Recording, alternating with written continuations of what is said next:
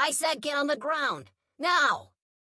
Brady's voice cracked with adrenaline and something uglier, something Jerome had spent 15 years learning to identify in his line of work. The taser prongs grazed past Jerome Mitchell's left shoulder, close enough that he felt the electric hum in the morning air. Officer Vincent Brady's finger had been a half-second from pulling the trigger fully, a half-second from 50,000 volts that would have dropped Jerome onto the imported Italian pavers of his own driveway. Jerome's hands remained steady at shoulder height, his Tom Ford suit jacket riding up slightly to reveal the Hermes belt Simone had given him for their anniversary. His eyes never left Brady's face, cataloging every micro-expression, every tell. The morning sun glinted off something metallic on Jerome's lapel, a small pin that Brady should have noticed but didn't. Behind Brady, his partner Officer Lisa Fong stood frozen, one hand hovering near her radio, her face a mask of uncertainty that Jerome filed away for later analysis. Officer Brady. Jerome's voice carried the deliberate calm of someone accustomed to being underestimated. I'm going to reach into my jacket pocket, slowly, and show you my identification. You're not reaching for anything. Brady stepped closer, the taser still aimed at Jerome's chest. This is my third warning. You're trespassing on private property, and you're about to be charged with resisting arrest. The absurdity would have been comedic if it weren't so dangerous. But before we dive deeper into this unbelievable confrontation, I need you to do something for me. Hit that subscribe button right now, because what happens next is going to challenge everything you think you know about justice, power, and the price of assumptions. And trust me, you do not want to miss how this story ends. Now let's get back to Jerome's nightmare morning. Jerome Alexander Mitchell was not supposed to be here. Not according to Officer Brady's worldview, anyway. Not in this neighborhood where property values started at $2.3 million and climbed from there. Not standing in front of this particular colonial revival mansion with its perfectly manicured boxwood hedges and circular drive that could fit 6 luxury vehicles. At 42, Jerome carried himself with the kind of quiet authority that came from hard-won experience. His dark skin gleamed with a thin sheen of sweat, not from fear, but from the morning run he'd just completed. 6 miles, same route, same time, every Saturday for the past 18 months since he'd closed on the property. His salt and pepper beard was precisely trimmed, his athletic build evident even through the expensive suit he'd changed into before stepping outside to retrieve the morning paper. The Patek Philippe on his wrist, a gift from his father before his passing, caught the light. His wedding ring, a simple platinum band, complemented the watch's understated elegance. But what Officer Brady saw was simpler, a black man in a wealthy white neighborhood. Everything else, the expensive clothes, the confident bearing, the obvious signs of belonging, simply didn't compute within Brady's narrow framework of who belonged where. Jerome's eyes were what people noticed most. Dark brown, almost black, with an intensity that made most people uncomfortable when he held their gaze too long.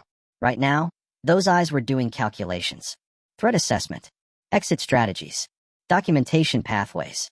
15 years of training kicking in. It had started 17 minutes ago. Jerome had walked out his front door at 7:43 a.m., still cooling down from his run, to grab the Wall Street Journal from the driveway. He'd waved to Eleanor Westbrook across the street, the 78-year-old widow who brought him homemade lemon bars every other week and who'd been thrilled to finally have someone interesting in the neighborhood. He'd been bending to pick up the newspaper when the patrol car rolled up. No sirens. Just a slow, predatory crawl up Magnolia Crest Drive, the kind of patrol that said we're watching. Jerome had straightened, paper in hand, and made his first mistake. He'd made eye contact. Brady had been driving. Even from 20 feet away, Jerome saw the officer's expression change, that instantaneous hardening that Jerome had witnessed too many times to count. The decision was made before the car even stopped. You there? Stop where you are. Jerome had stopped. Hands visible. Non-threatening posture. Everything by the book. Brady had emerged from the cruiser with his hand already on his weapon. What are you doing here? I live here, officer. I'm just getting my newspaper. Jerome had kept his voice level, professional. The same tone he used in boardrooms and briefings. This is the Pemberton estate. Brady's eyes had swept over Jerome with open skepticism. Nobody lives here. The property's been vacant for 2 years. It was vacant. I purchased it 18 months ago. Jerome had gestured toward the house behind him. If you'd like, I can show you the deed. Don't move. Brady's hand had gone to his taser. Keep your hands where I can see them. That's when Officer Fong had emerged from the passenger's side. Younger, uncertain. Brady, maybe we should just call for backup, Brady had snapped. We've got a possible 459 in progress. Breaking and entering. Jerome's jaw had tightened. Now, 17 minutes later, backup had arrived. 2 more patrol cars sat at angles across the street, their lights painting the morning in aggressive reds and blues. 5 officers total, creating a perimeter around one unarmed man in his own driveway. Mrs. Westbrook stood on her porch, phone pressed to her ear, her voice carrying across the street. Yes, I'm telling you he lives there. This is absolutely insane. Down the block, Trevor and Candace Morrison had come out of their morning walk, stopped dead in their tracks. Trevor had his phone out, recording. Candace's hand covered her mouth. The sound of doors opening, of neighbors emerging, of a quiet Saturday morning shattering into something uglier. Officer, Jerome tried again. I'm going to state this clearly for everyone present. My name is Jerome Alexander Mitchell. I own the property at 2847 Magnolia Crest Drive. I have owned it since March 15, 2023. I have documentation in my jacket pocket proving ownership. I'm requesting permission to show you this documentation. Brady's laugh was harsh. Oh, you've got documentation. I'm sure you do. Where'd you get it? Some street printer in the city. Officer Fong stepped forward. Brady, maybe we should just step back, Fong. Brady's voice had an edge that made even his partner flinch. I've been on this beat for 12 years. I know every property owner on this street. And I know for a fact that Jerome Mitchell, he said the name with dripping sarcasm, is not one of them. Actually, Mrs. Westbrook's voice rang out from across the street. He most certainly is. I've had tea with him and his lovely wife Simone at least a dozen times. Officer Brady, what on earth do you think you're doing? Brady ignored her. Ma'am, please step back into your residence. This is police business. This is harassment. Mrs. Westbrook's voice shook with fury. That man pays more in property taxes than your annual salary. The comment landed like a slap. Brady's face darkened. Okay, he said quietly, dangerously. That's it. Turn around. Hands behind your back. On what charge? Jerome's voice remained steady, but his mind was racing through procedures, rights, documentation requirements. His training screaming at him that this was escalating beyond reason. Trespassing, resisting arrest, and failure to comply with lawful orders. Brady pulled out his handcuffs. Turn. Around. Officer Feng's radio crackled. Unit 7, Adam. 23, what's your status? She hesitated, looking between Brady and Jerome. Dispatch. We're handling a possible trespassing situation. Copy that. Do you need additional units? Before Fong could respond, Brady grabbed the radio from her belt. Dispatch, this is Officer Brady. Send a supervisor to my location. We've got an uncooperative suspect refusing to comply. Jerome's hands hadn't moved from shoulder height. Officer Brady, I am being completely cooperative.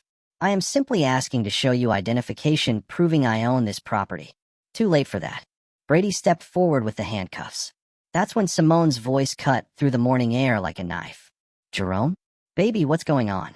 She stood in the doorway of their home, barefoot, wearing one of Jerome's old Oxford shirts over her yoga pants. At 39, Simone Mitchell was striking, tall, with natural hair pulled back in a silk scarf, skin like warm honey. She was a pediatric surgeon at Mercy General, and she carried the same calm authority as her husband.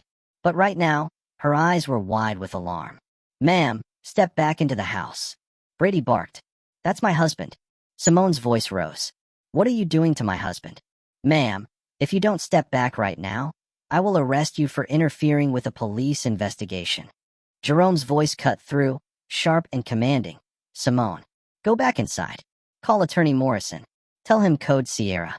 Simone froze. Code Sierra. They discussed it, joked about it even, but never thought they'd actually need it. Jerome. Now Simone.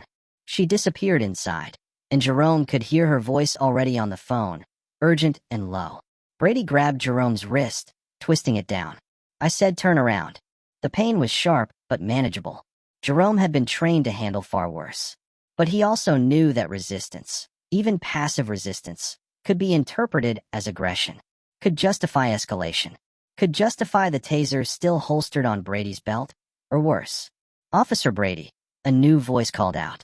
Sergeant Mike Torres approached from the 3rd patrol car, older, with gray threading through his dark hair. What we got here? Trespassing suspect, Sarge. Claims he owns the Pemberton property. Torres looked at the house, then at Jerome, then at the growing crowd of neighbors. His expression was harder to read than Brady's. He have ID? Refuses to show it.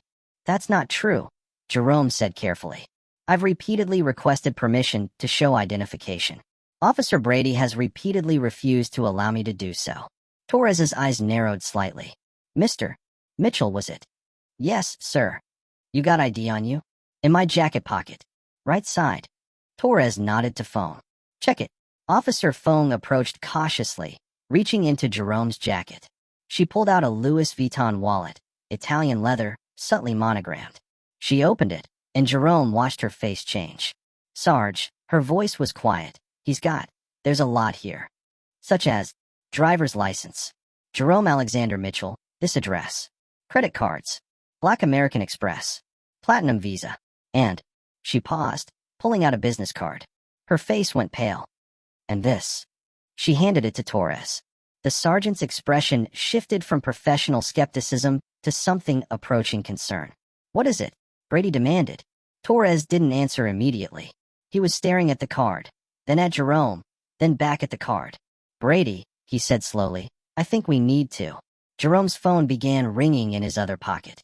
The ringtone was distinctive. Simone had programmed it specifically for one contact. The Imperial March from Star Wars. Only one person was assigned that ringtone. That's going to be my boss, Jerome said quietly. And if I don't answer it in the next 30 seconds, this situation is going to get significantly more complicated for everyone involved. Your boss. Brady scoffed. What? The head of the car wash. Jerome's eyes locked onto Brady's, and for the first time, he allowed a hint of something cold and dangerous to show through. No, Officer Brady. The district attorney. The words hung in the air like a grenade with the pin pulled. Torres's hand went to his radio. Dispatch, this is Sergeant Torres. Disregard request for supervisor. He paused, looking again at the business card. I need you to patch me through to Chief Henderson. Immediately. Sarge. Brady's voice had lost some of its certainty. Brady stepped back. Now. But. That's an order. The phone continued ringing. The Imperial March playing out across the driveway while 5 police officers, a dozen neighbors, and multiple recording phones waited to see what would happen next. Officer Fong was reading something else from the wallet, her voice barely above a whisper. Sarge, there's a federal commission card here. And the phone stopped ringing. In the sudden silence, everyone heard the notification chime. A text message. Then another. Then a third. Jerome could see his phone screen from where Fong held it. The messages were from the same contact. Pick up. Now. Jerome, answer your phone. And then the landline in the house began ringing. The sound carried through the open front door, loud and insistent. Mrs. Westbrook called out from across the street. That's going to be District Attorney Sarah Chun. She and Jerome play tennis every Thursday at the club. Brady's face had gone from angry red to a sickly gray. Torres handed the business card back to Fong, then looked at Jerome with something approaching respect and fear. Mr. Mitchell, he said carefully, I think we need to have a conversation. A calm, professional conversation. Would you be willing to step inside your home so we can sort this out? Am I being detained? No, sir. Am I free to go? Yes, sir. Then I'll wait here. Jerome's voice was granite. Until someone explains to me why I was threatened with a taser, accused of breaking into my own home, and nearly arrested on my own property in front of my wife and neighbors. The landline stopped ringing. 5 seconds of silence. Then the sound of vehicles approaching. Multiple vehicles. Fast. 3 black SUVs turned onto Magnolia Crest Drive, moving with the kind of precision that spoke of training and purpose. They stopped in a formation that blocked the street, and Jerome recognized the plates immediately. Government vehicles. The district attorney's security detail. Brady looked like he might be sick. The lead SUV's door opened, and Sarah Chun emerged, 53 years old, 5 foot 2 inches of prosecutorial fury in a designer pantsuit. Behind her came 2 members of her security team, both former Secret Service, both very serious. She surveyed the scene in one sweeping glance. The patrol cars, the officers, the handcuffs still dangling from Brady's hand, Jerome with his hands at shoulder height. When she spoke, her voice could have cut diamonds. "Someone want to explain to me why my chief investigator is being detained?" The words hit like a physical blow. Chief investigator. Officer Fong actually stepped backward. Sergeant Torres closed his eyes, his lips moving in what might have been a prayer. Brady stood frozen, the handcuffs slipping from his fingers and clattering on the pavement with a sound that seemed impossibly loud. But Sarah Chin wasn't finished. She walked forward, her heels clicking on the driveway, until she was standing directly in front of Officer Brady. She had to look up to meet his eyes, but somehow she was the one towering over him. "Let me be very clear about what just happened here," she said, her voice deadly quiet. "Jerome Mitchell is not just a resident of this neighborhood. He's not just a taxpayer. He's not just someone who looks suspicious to you." She pulled out her phone, tapped the screen twice, and turned it so Brady could see. Jerome Mitchell is the chief investigator for the district attorney's office. He has 17 years of law enforcement experience. He holds a federal commission. And for the past 18 months, he's been living in this exact house, in this exact neighborhood, as part of an ongoing investigation. Brady's face had gone completely white. An investigation, Chun continued, into patterns of discriminatory policing in affluent neighborhoods. An investigation that has been documenting every single interaction, every traffic stop, every suspicious person call in this district for the past year and a half. She stepped closer. An investigation that you, Officer Brady, just became the centerpiece of. Behind her, one of the security team members was holding a tablet, his fingers moving rapidly across the screen. He spoke quietly. "Ma'am, we're pulling the body cam footage now. All units have been recording." "Excellent." Chin's smile was razor sharp. "Make sure we have copies from every angle. This is going to be a textbook case." Jerome finally lowered his hands. His voice was calm, professional, but with an undercurrent of something harder. "District Attorney Chun, I'd like to file a formal complaint against Officer Vincent Brady for racial profiling, unlawful detention, and threatening assault with a weapon." "Noted." "Sergeant Torres, I'm going to need you to secure all officers' body cam footage immediately. No one leaves this scene until we've completed our preliminary documentation." Torres nodded mutely, already reaching for his radio. But Chin wasn't done.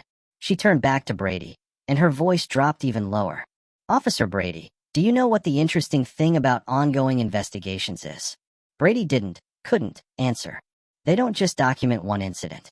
They document patterns. And right now, my office is pulling every single traffic stop you've conducted in the past 5 years. Every arrest, every interaction. And we're going to cross-reference them with demographic data." She paused, letting that sink in. "I have a feeling we're going to find some very interesting patterns." Mrs. Westbrook's voice carried across the street, triumphant. "I've been recording this whole thing. It's already uploading to my cloud storage." Other neighbors were calling out now. "I got it on my phone too. This is the 3rd time I've seen Brady harass someone in this neighborhood. My son was stopped by him twice last month for driving suspiciously." The crowd was growing. More neighbors emerging. More phones out.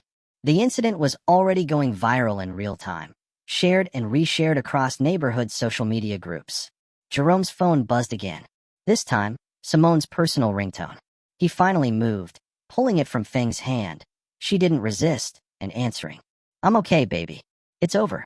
"Jerome, there's something you need to know." Simone's voice was tight, with controlled urgency. "Attorney Morrison just called me back. He's on his way, but he said there's been a complication." "What kind of complication?" "The investigation we've been running? The one into the department's patterns? Apparently someone leaked it. The police union got wind of it 2 days ago." Jerome's blood ran cold. "What?" "Jerome, they know. They've known for 2 days that there was an undercover investigator in this district. They've been trying to figure out who." He looked at Brady's face, at the sergeant's expression, at the way the other officers were positioned. The pieces clicked into place with horrible clarity. "This wasn't random," he said quietly. "No," Simone confirmed. "Morrison thinks this was deliberate. They might have identified you. This whole thing might have been a setup." Jerome finished. Across the driveway, Sergeant Torres was having a rapid, hushed conversation on his radio, his hand cupped over his mouth. Whatever he was hearing, it wasn't good. District Attorney Chin's phone rang. She answered, listened for exactly 6 seconds, and her expression transformed from controlled fury to something approaching shock. She ended the call and looked at Jerome with an expression he'd never seen before, genuine concern. "Jerome, we need to get you out of here. Now. What's going on?" "That was Chief Henderson. There's been—" She paused, choosing her words carefully, "a development. We need to move you to a secure location immediately." "Sarah, what kind of development?"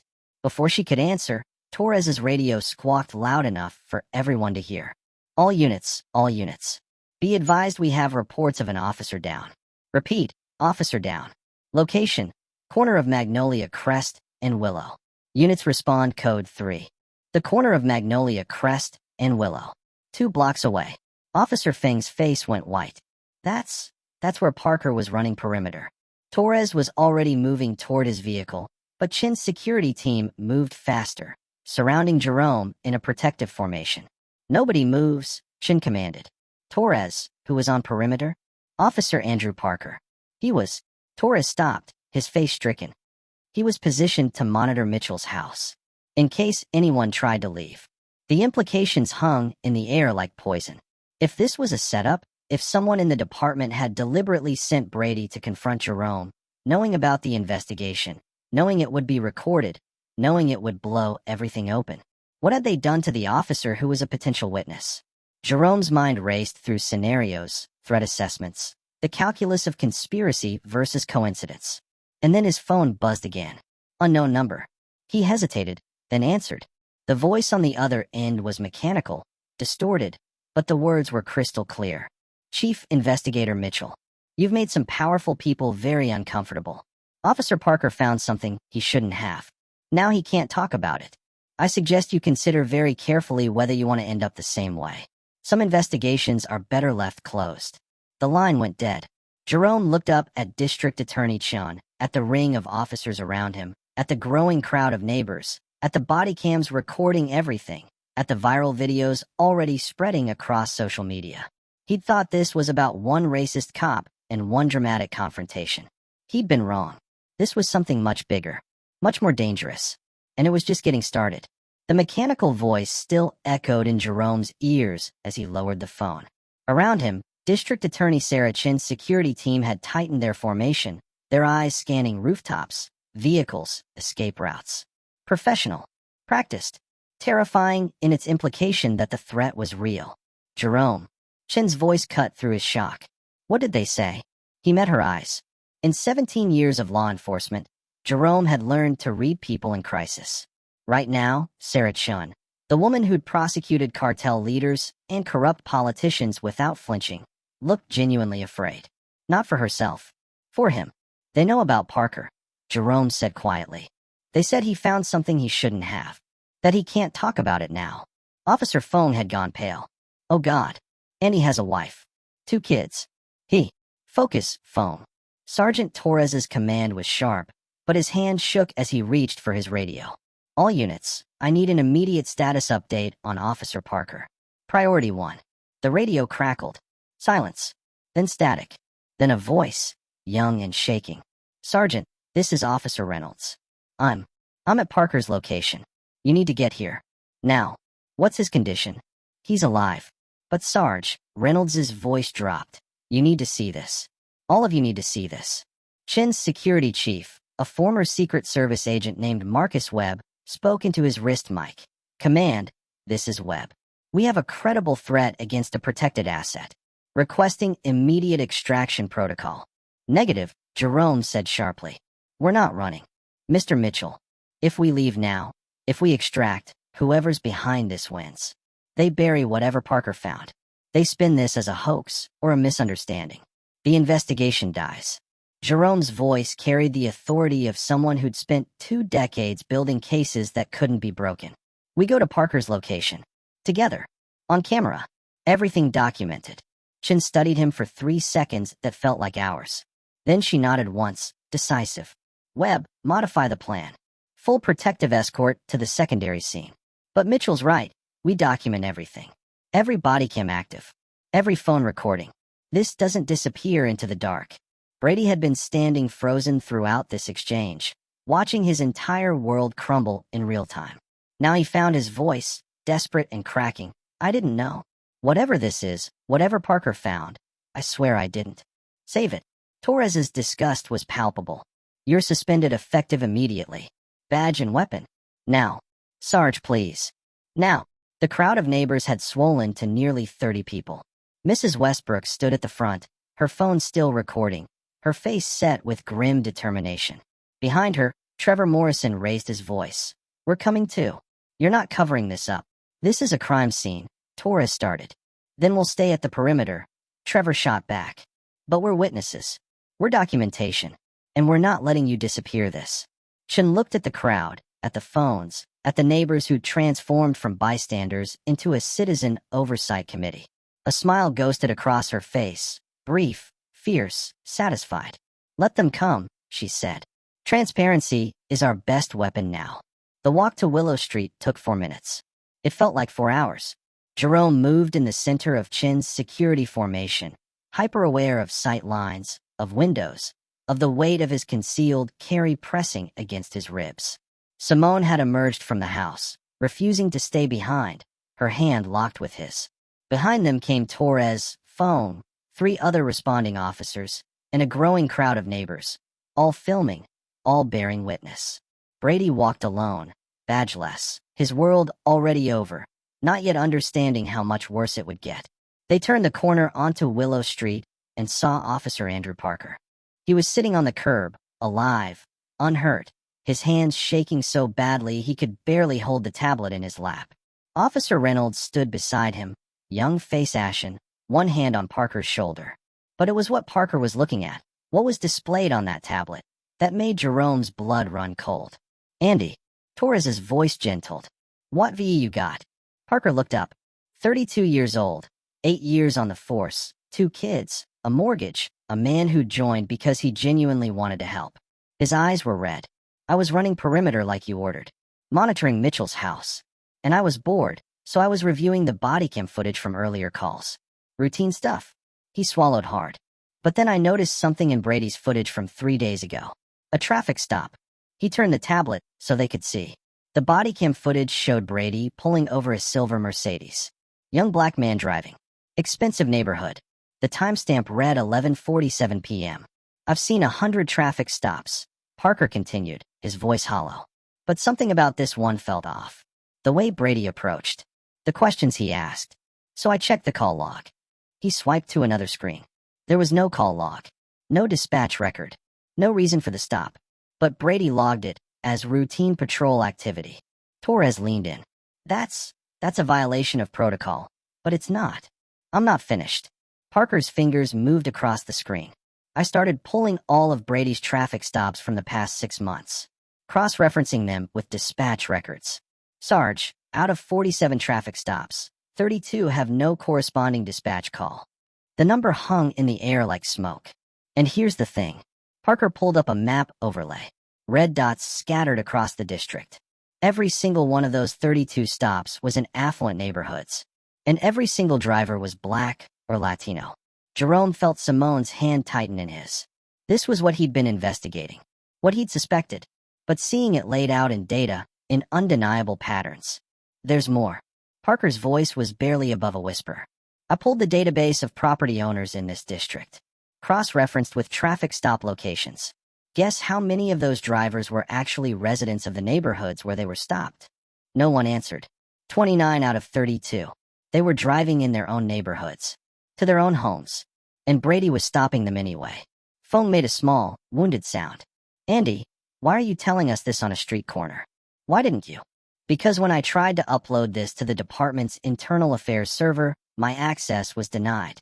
Parker's eyes were hard now, focused. And then I got a text message from an unknown number telling me to delete everything and forget what I'd found. That's when I called Reynolds. And that's when I told him to get outside, somewhere public, somewhere visible, and wait for backup. Reynolds added, because if someone in the department is trying to bury this, then the safest place is out in the open. Chen finished. With witnesses. With cameras. Smart thinking, officer. She turned to Jerome. This is your investigation. What do we do next? Jerome looked at the tablet, at Parker's shaking hands, at Brady standing apart from the group, at the crowd of neighbors filming everything. His mind was already 3 steps ahead, building the case, structuring the evidence, anticipating the defense. We need to secure that data immediately. Multiple copies, multiple locations. Webb, can your people? Already on it. Webb was typing rapidly on his phone. FBI Cyber Division is standing by. They'll create a forensic copy and encrypt it. Wait, FBI? Torres looked stricken. This is getting federal? It's been federal since someone threatened a chief investigator and possibly assaulted a police officer to obstruct an investigation. Chin's voice was iron. Torres, I need you to make a choice right now. Are you part of the solution or part of the problem? Torres looked at his officers, at Parker still shaking on the curb, at Brady standing alone. The calculation played out across his face. Loyalty versus justice, brotherhood versus truth. Ma'am, he said finally, I've been a cop for 19 years. I became a cop because I believed in justice. If there's rot in my department, I want it cut out. Chin nodded. Then here's what happens next. We take Parker's evidence and we expand this investigation. Not just Brady, not just traffic stops. Everything. Every arrest, every use of force report, every complaint. We audit the entire district. That'll take months, Torres protested. Yes, it will. And during those months, this district will be under federal oversight. Every officer, every shift, every interaction will be monitored by federal observers. She turned to address the crowd of neighbors directly, and by a citizen oversight board drawn from this community. Mrs. Westbrook's voice rang out. I volunteer. As do I. Trevor Morrison stepped forward. And me. Candace Morrison. One by one, neighbors stepped forward. Black, white, Latino, Asian. A community that had been fractured by suspicion and fear, now uniting around a common demand, accountability. But Jerome was watching Brady, watching the realization dawn on the officer's face. This wasn't just about one confrontation anymore. This was about a pattern, a system, a corruption that Brady had either been part of or too blind to see. Officer Brady.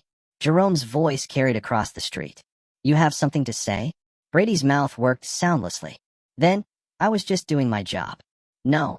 Jerome walked toward him, slowly, deliberately. You were doing what you thought you could get away with. There's a difference. I didn't think. You didn't think I belonged in that neighborhood because of the color of my skin. You didn't think 32 other people belonged in their neighborhoods because of the color of their skin. You thought you had the right to decide who belonged where. Jerome stopped 3 feet away. You were wrong. It's not personal, Brady said desperately. I don't hate anyone. It's not personal. Jerome's laugh was bitter. Do you know how many times I've heard that? From officers, from prosecutors, from judges. It's not personal. It's just procedure. It's just policy. It's just the way things are. He leaned closer. But when it's happening to you, when it's your freedom, your dignity, your life on the line, it's very personal. Simone stepped up beside her husband, her voice quiet but carrying steel. My husband is one of the most dedicated law enforcement professionals in this state. He's built his career on evidence and integrity. And you almost tossed him in our driveway because you couldn't imagine that a black man might own a $2.3 million house. Brady had no answer. Chin stepped forward. Officer Vincent Brady, you're hereby relieved of duty pending investigation into civil rights violations, falsification of records, and obstruction of justice. You'll be contacted by Internal Affairs within 24 hours. I'd suggest you retain legal counsel. Sarge, Brady looked at Torres, pleading. Torres's face was stone. You heard the district attorney. Turn in your equipment and go home. The mobile command center arrived within 40 minutes. Not just local, federal. FBI, Department of Justice Civil Rights Division, even representatives from the state attorney general's office. Willow Street transformed into a coordination hub, with canopies, laptops, and federal agents processing evidence in real time. Jerome stood in the center of it all, no longer a victim or a suspect, but what he'd been all along, an investigator. Special Agent Linda Reeves, FBI Civil Rights Division, spread Parker's data across 3 monitor screens. This is remarkable work, Chief Investigator Mitchell. 18 months of embedded observation, documented incidents, cross-referenced demographic data. Combined with Officer Parker's discovery, We have grounds for a pattern in practice investigation.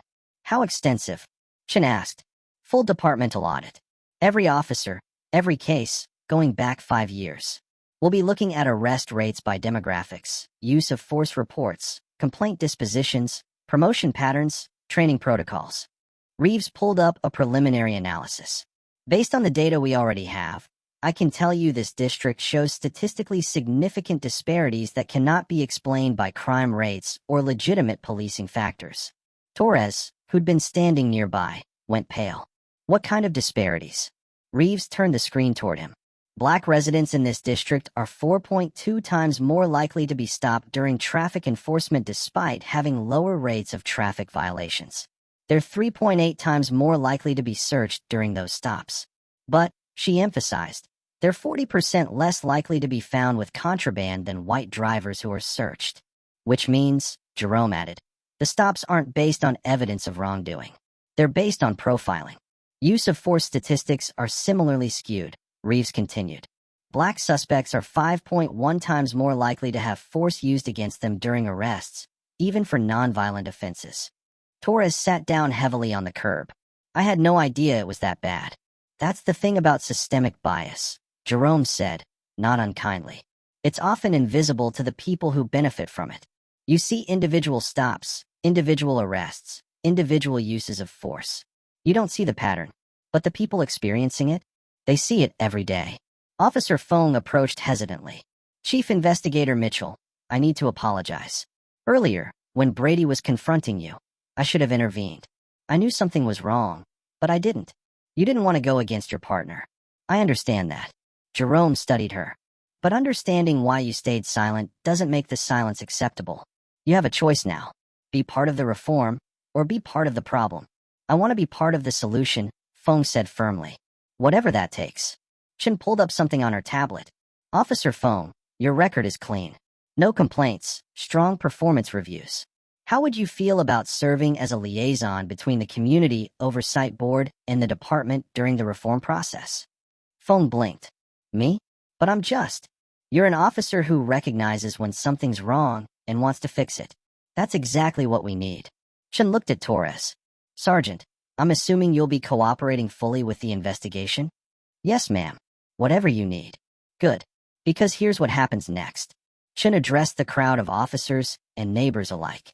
This district is entering a consent decree with the Department of Justice. For the next 3 years minimum, every aspect of police operations will be subject to federal oversight and community review. She pulled up a document on her tablet. Mandatory bias training for all officers. Not the 4-hour online course, but intensive, ongoing training developed by civil rights experts. Body cameras with automatic upload to federal servers. Random audits of traffic stops. A civilian review board with subpoena power. Zero tolerance for verified civil rights violations. 3 years. One of the officers muttered. That's how long it takes to change a culture. Jerome cut in. I know. I've studied 23 departments that went through this process. The ones that committed fully saw dramatic improvements. The ones that resisted? They ended up under federal receivership with outside control. Torres straightened. We'll commit. I'll make sure of it. It's not just about commitment, Reeves added. It's about measurable outcomes. We'll be tracking arrest rates, use of force incidents, complaint patterns, officer discipline. Every quarter, the data will be made public. Full transparency. Mrs. Westbrook called out from the crowd. And what about the people who were wrongly stopped? The ones who were harassed in their own neighborhoods? Chen nodded. Excellent question. We'll be establishing a restitution fund for verified victims of discriminatory policing, funded by the department's budget, administered by an independent commission. Additionally, Officer Brady and any other officers found to have engaged in systematic bias will face both departmental discipline and potential federal charges. Brady, who'd been sitting in his personal vehicle under watch, made a sound like a wounded animal. As for the immediate situation, Chen continued.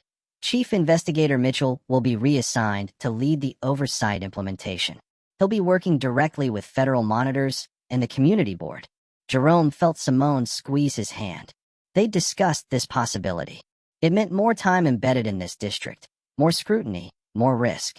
But it also meant seeing this through to real change. "I accept," he said. 6 months later, Jerome stood in the same driveway where he'd almost been tossed, looking out at a neighborhood that had transformed in ways both visible and subtle. The statistics told part of the story. Traffic stops of black residents down 73%. Searches down 81%.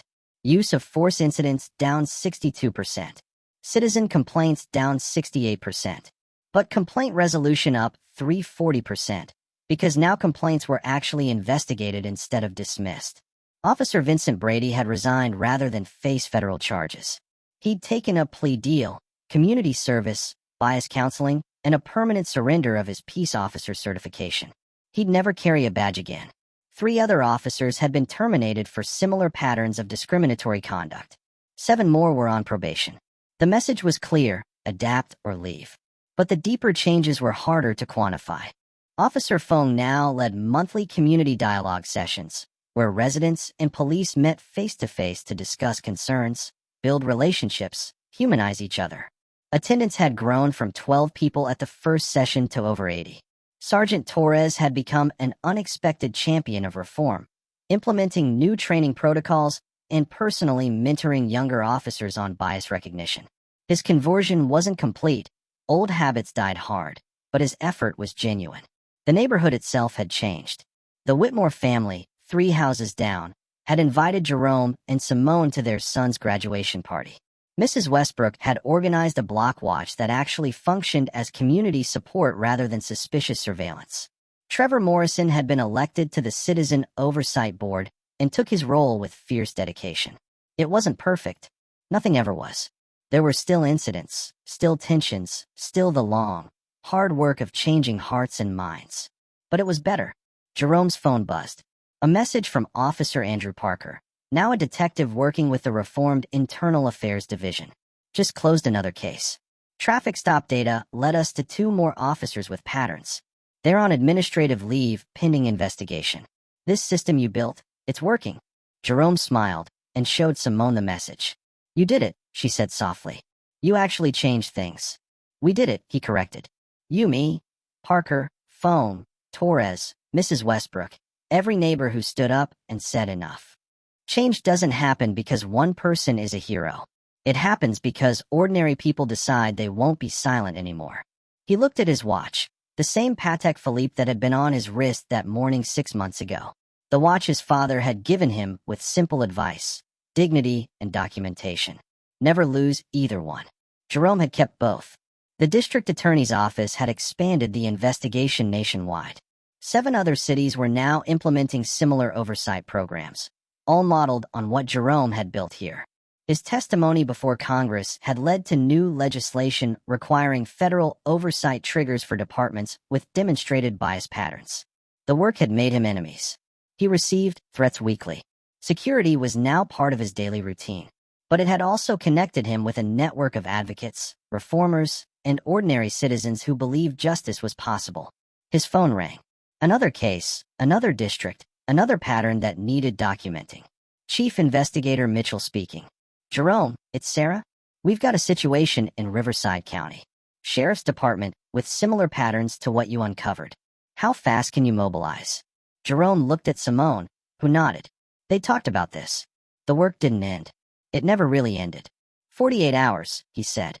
"Send me the preliminary data. Already on its way." And Jerome? "Thank you. For all of it. For staying calm when Brady was threatening you. For not letting them bury this. For proving that the system can work." "The system works when we force it to," Jerome corrected gently. "When we document everything. When we refuse to be silent. When we choose dignity over revenge and evidence over emotion." He ended the call and pulled Simone close. "Another one?" she asked. "Another one. Then we'd better get packing." Jerome's story spread far beyond Magnolia Crest Drive. The body cam footage, the citizen videos, the data analysis. All of it became a case study in how one confrontation could expose systemic failures and spark genuine reform. But here's what matters most. Jerome wasn't a superhero. He was a man who'd spent years preparing for a moment he hoped would never come. When that moment arrived, he'd stayed calm. He'd documented everything. He'd demanded accountability. And he'd won. Not because he was special, but because he understood something crucial. Real change requires patience, evidence, and the courage to stand firm when everything in you wants to lash out. The neighbors who filmed weren't activists or organizers. They were ordinary people who saw injustice and decided to bear witness. Officer Parker wasn't a whistleblower by nature. He was a cop who found evidence of wrongdoing and chose integrity over convenience. Sergeant Torres wasn't a crusader for reform. He was a career officer who realized his silence had enabled harm and decided to do better. Each of them made a choice. Each of them played a role. Each of them proved that transformation is possible when people refuse to accept the unacceptable. So here's my question to you, watching this right now. What would you have done? If you'd been on that street, phone in hand, would you have filmed? Or walked away? If you'd been Officer Phone, would you have spoken up? Or stayed silent? If you'd been a neighbor, would you have testified that Jerome belonged? Or assumed the police must have had a reason? These aren't hypothetical questions. These situations happen every day in every community. Maybe not with the drama of a district attorney intervention, but with the same fundamental choice. Bear witness or look away. Jerome's story ended with reform and accountability. But thousands of similar stories end differently, buried, ignored, dismissed. The difference wasn't that Jerome was special. The difference was that people refused to let it disappear. The body cams were rolling. The phones were recording. The neighbors were testifying. The evidence was undeniable. That's the power you have. Every single person watching this has a phone, has a voice, has the ability to document, to testify, to refuse to let injustice happen in silence. So I'll ask you directly, are you active or are you passive? When you see something wrong, not online, but in your actual community, in real time, do you film it? Do you speak up? Do you bear witness? Or do you tell yourself it's not your business? It's complicated. You don't know the full story? Because here's the truth that Jerome's story proves. Silence enables injustice. But documentation, testimony, and courage can defeat it. Leave a comment right now. Tell me, have you ever witnessed something that made you uncomfortable? Did you speak up? Or did you stay silent? And if you stayed silent then, what would you do differently now? This isn't about judging you. It's about activating you. Because the next Jerome Mitchell might be happening on your street right now. And whether their story ends with justice or injustice might depend on whether you choose to be a witness. Subscribe if you believe accountability matters. If you believe ordinary people can create extraordinary change. If you believe that documentation and dignity can defeat discrimination. But more importantly, be the neighbor who films. Be the officer who reports wrongdoing. Be the person who refuses to let injustice happen in silence. Because Jerome Mitchell's story isn't just his story. It's ours. And how it ends depends on what we choose to do next.